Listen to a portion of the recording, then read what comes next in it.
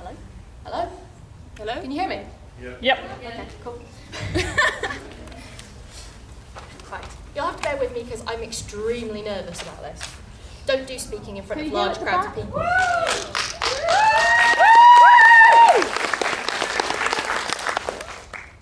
Okay, first up, David, thank you so much for coming over and for bringing the film. Yes? Yay! Now, I do plan to throw this open because I haven't got that many questions to ask. So hopefully some of you up there, and I think the twins promised me they were going to ask some questions. So I'm waiting for you. Right, I think we'll kick off. The one question I really want to ask is Don Davis and the music. Can you tell us a little bit about his involvement? Because listening, that's been a great part of that film for me. Right, a lot of people do ask about the soundtrack. Don Davis is a composer that I've worked with on 3 other movies. This is our 4th.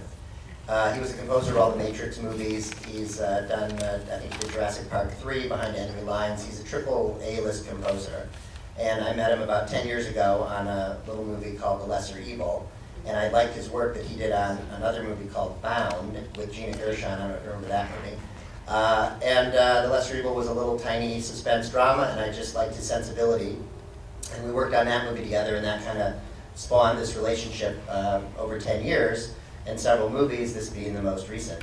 And he's just a great guy to work with. After a number of films together, you kind of get a working relationship and a way of communicating, and he knows what I'm looking for, and I can anticipate kind of what he's going to do, and we just agree on a lot of levels. The reason this movie was a little different for us is because we got to produce a few songs together, and there's, along with my producing partner Mark Witzkin, who's very into music and has a big music background, Mark and I had chosen Bethany Joy Gagliotti, who you may or may not have heard of. She's on One Tree Hill. She's an actress and a singer, and she came in and auditioned for one of the parts in the movie, and she just kind of came in second place to Clea Duvall for the role of Jen. And it was really tough to tell her that she didn't get the part. She really wanted it.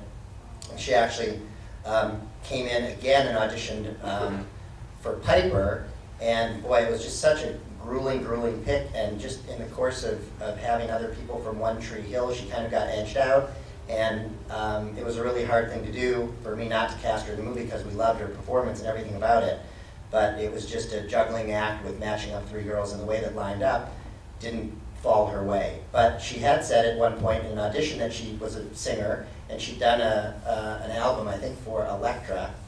She had a contract that was now kind of falling apart, but she said if we were interested in her music, she'd love to submit that. And we hung on to her demo reel, which was about 8 or 10 songs, which I thought were great. I loved her voice. And Mark loved her voice. And at a certain point, I called her back and I said, I'm really sorry you're not going to be in the cast, but we would so love to have you record some songs for this movie. And she said, I just love the script. I want to be a part of it. I'd love to do it. And so that got her involved, and we sold her on Don, who'd worked with Linda Ronstadt, and who knows who, the who's who of recording artists in the past, and all of their musicians, and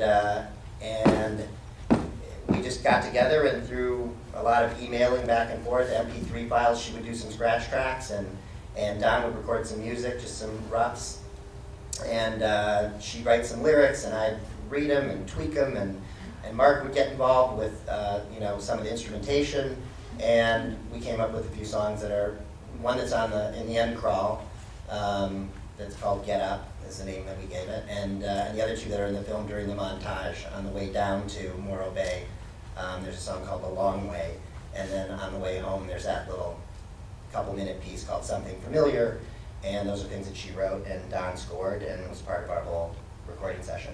Boy, that's a long answer. That was ridiculous. Sorry. No, that's fine. Is there any plans to release a soundtrack for the film? Soundtracks for movies these days are not doing very well. It's sort of a dying industry. I think Garden State was the last movie that had a very viable soundtrack. It's something we'd love to do.